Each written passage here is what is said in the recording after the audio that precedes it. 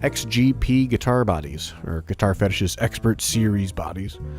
Well, I was looking on eBay for a replacement body for a beater Mexican Telecaster I've had for a while, and I kept seeing these XGP bodies come up. And after reading some of the reviews on eBay, I figured out that 1, they come from a website called guitarfetish.com, and 2, the majority of these eBay listings are reselling for significantly inflated prices. So I made my way to guitarfetish.com and checked out their catalog and was actually pretty impressed. They have a bunch of stuff, not only bodies, but stuff like hardware, pickups, cases, cables, and for pretty damn good prices. But the guitar bodies are mostly what I was interested in.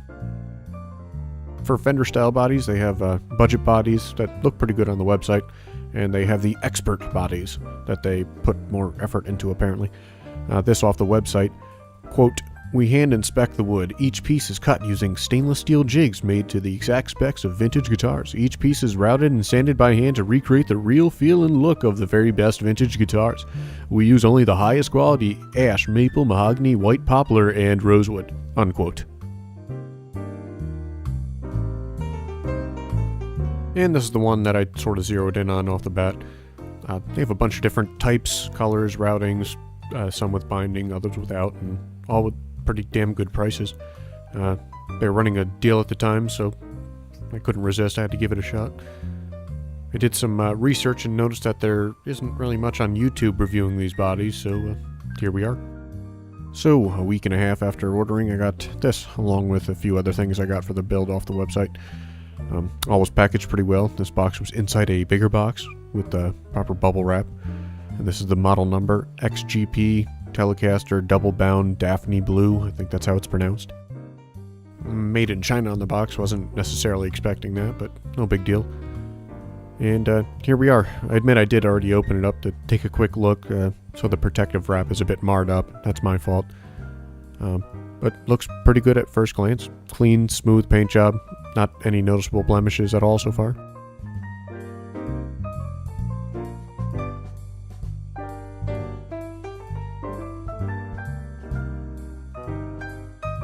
And at this point, I'm just checking for any defects. The paint is a bit thin, I noticed. But you can't really see it unless you're holding it at the right angle. You see some wood grain, but it's not that bad.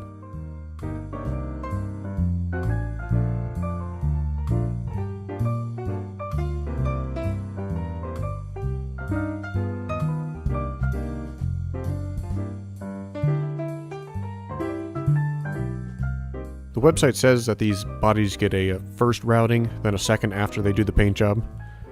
Looking at the neck pocket, the paint and binding is a little bit thin around the routing because of this, but it's clean cut.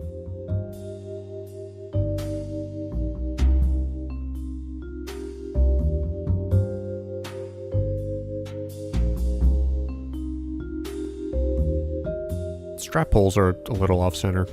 Not sure if that's intentional, if like some vintage guitars had it that way.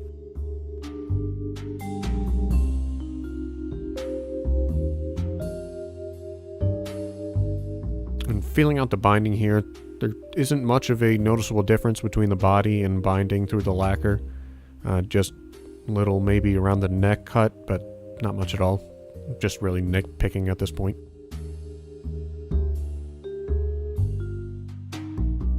The input jack hole hasn't been rerouted after the paint job, I noticed. I wondered if this would cause the input jack cup to not seat all the way, and it turns out that that's the case. Not a big deal. You just gotta open it up a slight bit with a Dremel tool. Looking closer at the neck pocket, and the paint seems to be separating from the body a slight bit. But this is kind of common. I see this on Mexican build Fenders often, both Strats and Teles and anything bolt-on neck. And I've seen it quite worse sometimes. But it shouldn't chip unless something rude happens to it.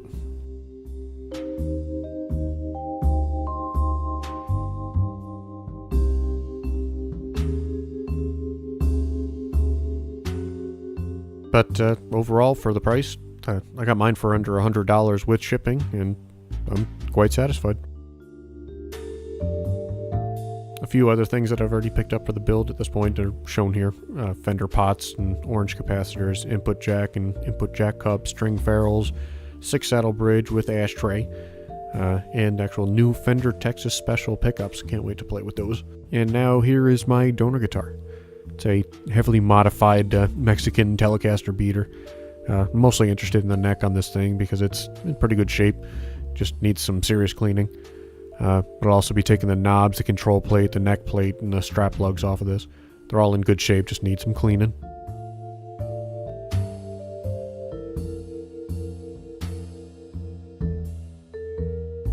The neck says made in Mexico right on the front of it, unfortunately, but whatever, I can do something about that later.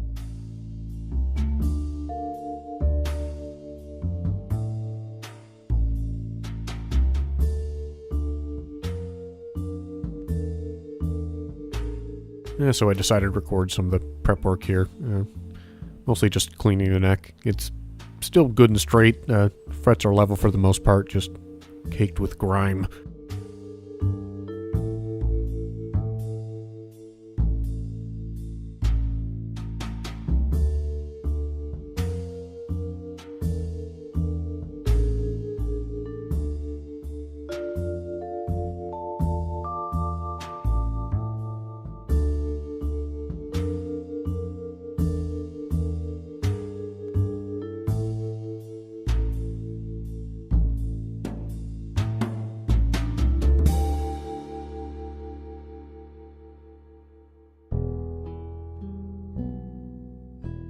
Now just checking out how it looks here. This is an official Fender 6-saddle bridge. Mostly interested in it because I wanted the ashtray cover. I don't really use it, but I like how it looks. Albert Collins style, you know. But it's about here that I noticed something with the neck pocket. And I've actually read about this on other reviews for these bodies. And now I see what they're on about. There's a noticeable gap between the neck and the body. It's about the width of a credit card. It won't affect the neck straightness or anything like that, but you usually want a neck pocket that's as tight as possible because it helps with resonance and sustain. This isn't a huge issue, and it's not really noticeable, visibly anyway, once the guitar gets assembled, as you'll see in part 2. Yeah, but for now, I'm off to spend some time drilling bridge mounting holes, boring out the input jack hole a little bit more, and waiting for the pickguard to come. I'll be putting out a conclusion and demo video soon. Just wanted to get this video out first because my intentions were initially just to review the body as is. But if you're interested in seeing how it turns out, check back sometime. In the meantime, thank you for watching.